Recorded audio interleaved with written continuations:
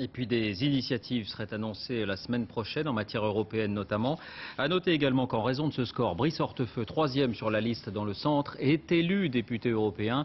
Il devrait a priori renoncer à ce mandat et rester au gouvernement. Le match de ce qu'on appelle les grands partis a donc tourné à la déroute hier pour le Parti socialiste. Personne n'avait imaginé un score aussi bas.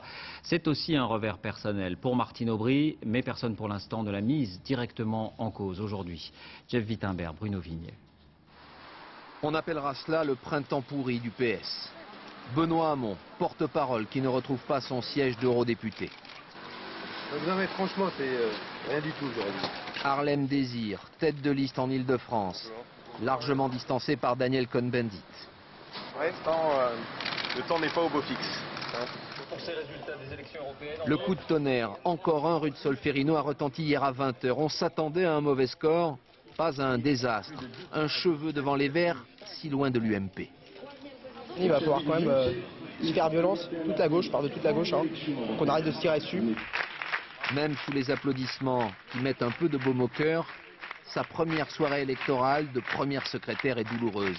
Martine Aubry promet du changement. Je prends surtout ce soir toute la mesure de la responsabilité du Parti socialiste dans le score qui est le sien. Et très vite, à l'émotion succède l'analyse, rude, sur le choix des électeurs. Ils ont dit, écoutez, allez vous faire voir. La nuit est passée, pendant que la direction du PS prépare le Conseil national de demain dans la discrétion. Les paroles viennent d'ailleurs, du camp de la critique. Notre langue est aujourd'hui morte, nous n'arrivons plus à nous adresser à nos concitoyens.